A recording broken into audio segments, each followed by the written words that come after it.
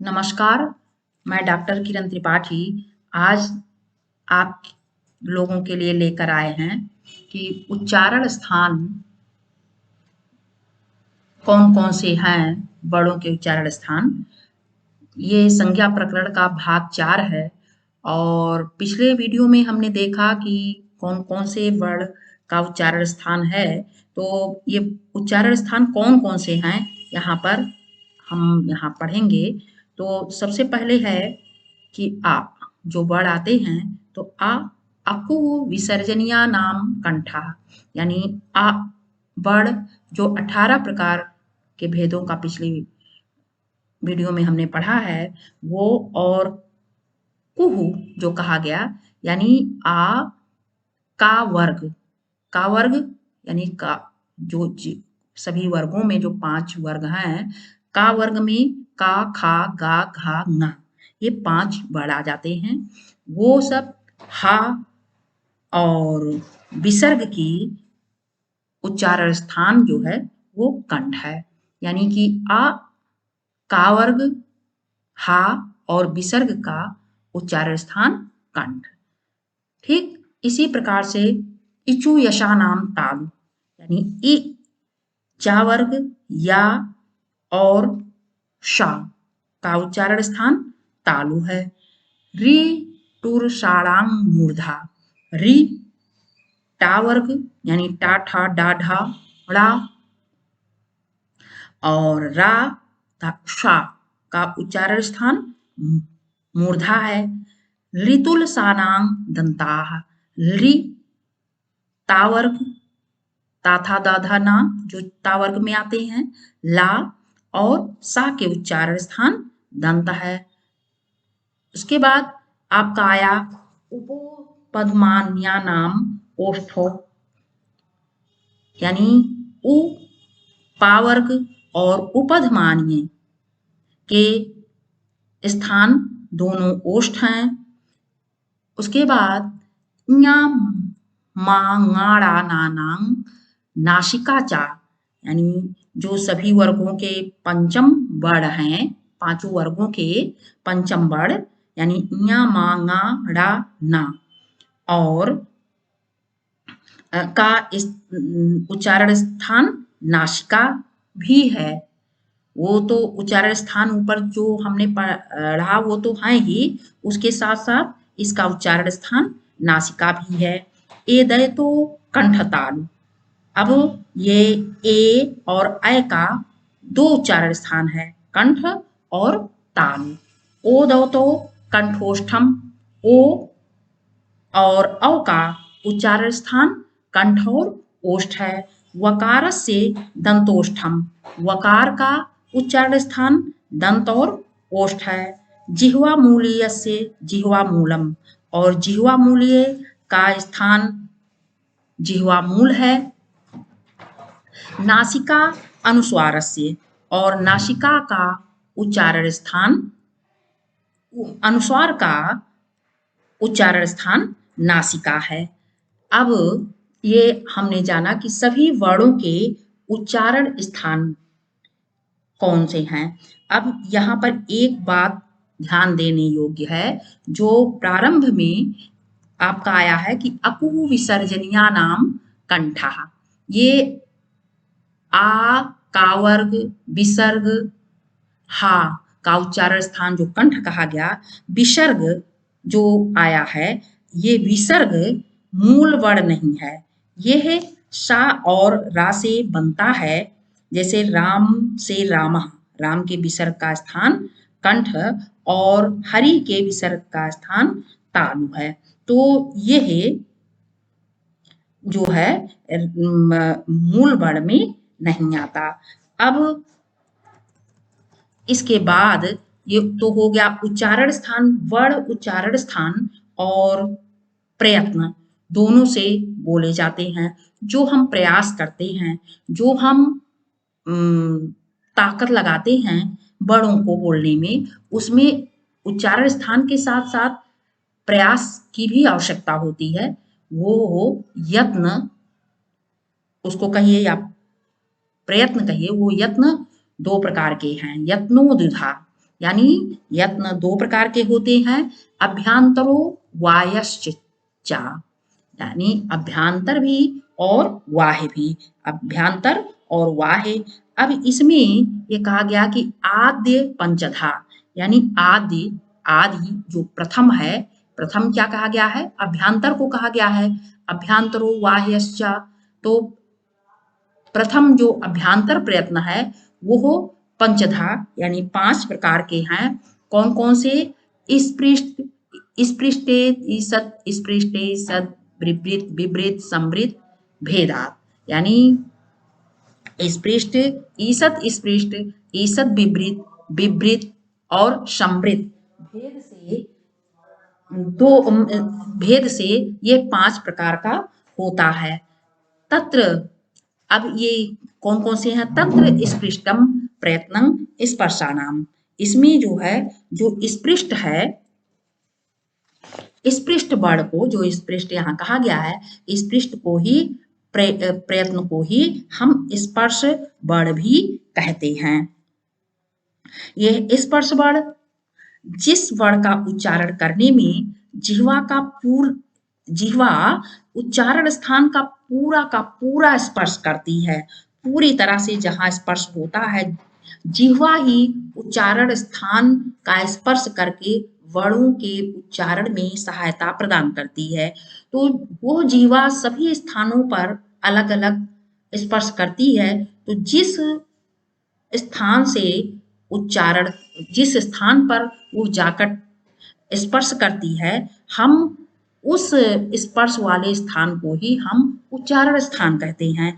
और वो उस जब कहीं पूरा स्पर्श होता है, कहीं कम स्पर्श होता है, कहीं ज्यादा होता है, इस प्रकार से जो होता है उसी से को हम वो बड़ का उच्चारण होता है। तो जहां पर पूरी तरह से स्पर्श करती है जीवा जिस स्थान से, जिस वर्णों के उच्चारण में, उस वर्णों को हम स्पर्श वर्ण कहते हैं। तो वो स्पर्श वर्ण कौन कौन से हैं, स्पृष्ट वर्ण जो कहा गया वो है का वर्ग से पा वर्ग तक, यानी का से लेकर मा तक 5 वर्ग हैं, का वर्ग, चा वर्ग, टा वर्ग, ता वर्ग और पा वर्ग।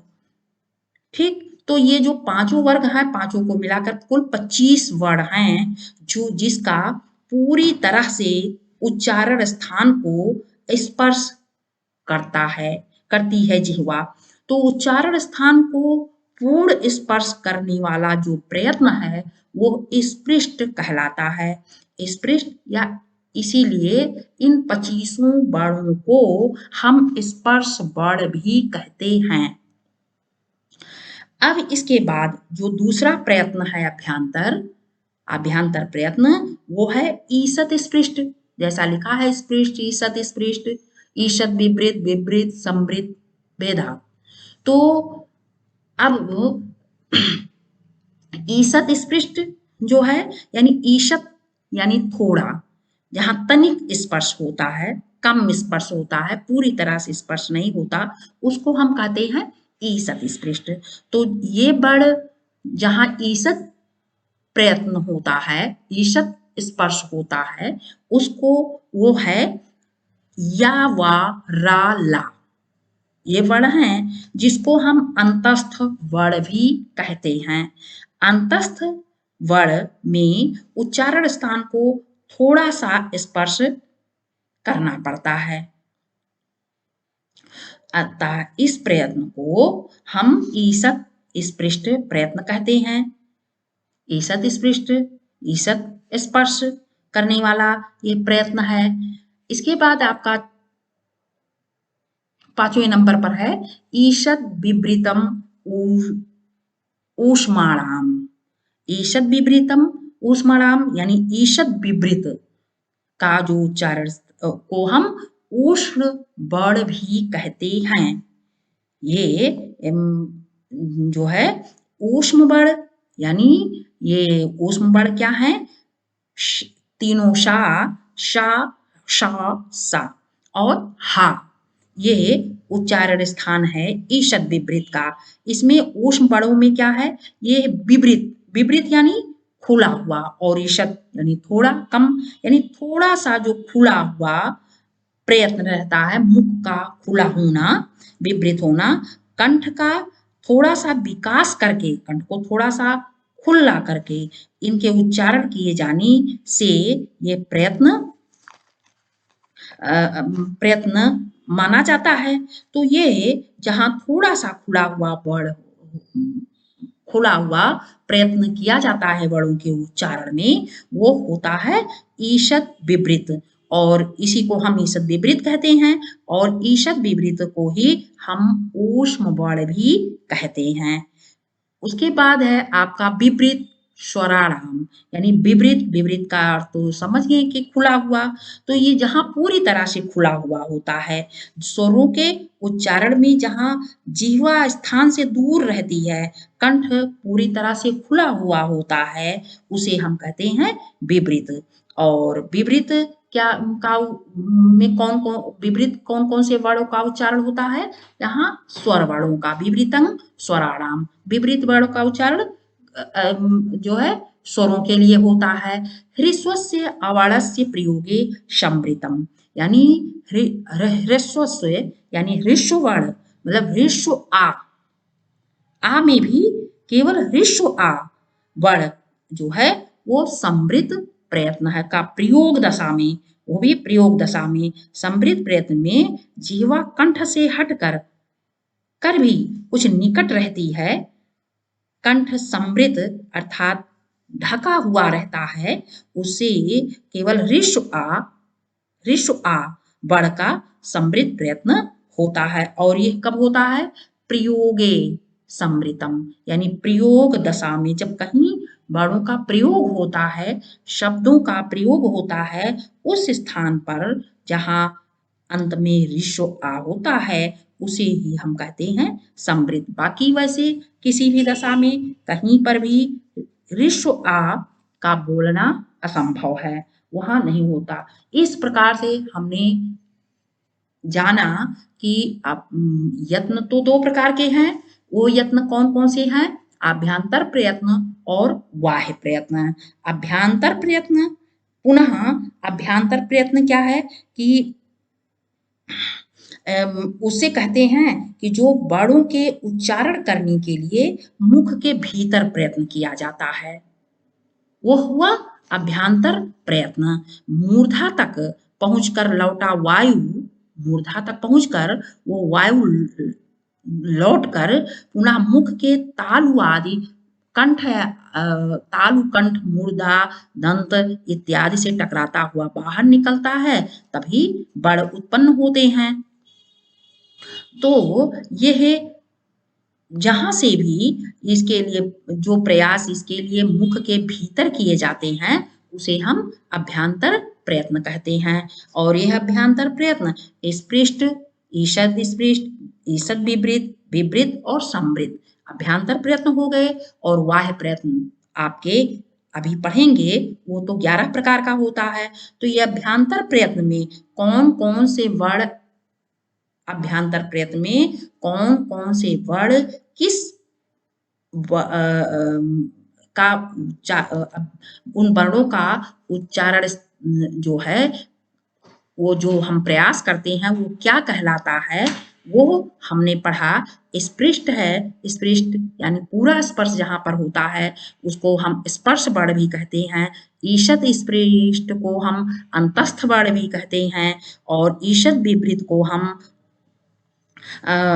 जो है ऊष्म वर्ण कहते हैं। और विपरीत तो विपरीत खुला हुआ है ही, और समृद्ध उच्चारण दशा में यहाँ पर ह्रस्व आ का प्रयोग होता है, जहाँ पर पूरी तरह से कंठ ढका हुआ होता है उच्चारण के समय, है ना। तो इस प्रकार से ये 5 प्रकार के अभ्यंतर प्रयत्न होते हैं। प्रक्रिया दशायान्तु विपरीतम एव, यानी प्रक्रिया की दशा में, ये प्रक्रिया यानी कार्य की दशा में, साधन की दशा में यह तो विपरीत ही रहता है। इस प्रकार से ये 5 प्रयत्न अभ्यांतर होते हैं: स्पृष्ट, ईषत् स्पृष्ट, ईषत् विवृत, विवृत और संवृत। अब स्पृष्ट में देखिए स्पर्श वर्ण इस कहते हैं का से लेकर मां तक 25 वर्ण, और ईषत् स्पृष्ट यानी अंतस्थ वर्ण यावा, राला, ईषद विपरीत ऊष्म वर्ण तीनों शा और हा, विपरीत सभी स्वर वर्ण और समृद्ध ऋस्व आ। इस प्रकार से हमने यह उच्चारण स्थान पढ़ा कि जो ये 5 प्रकार के ये अभ्यांतर प्रयत्न होते हैं, सॉरी उच्चारण स्थान का नाम हमने ले लिया। उसके बाद बाह्य प्रयत्न जो आपके हैं वो 11 प्रकार के हैं, जिसका हम अगले वीडियो में अध्ययन करेंगे। धन्यवाद।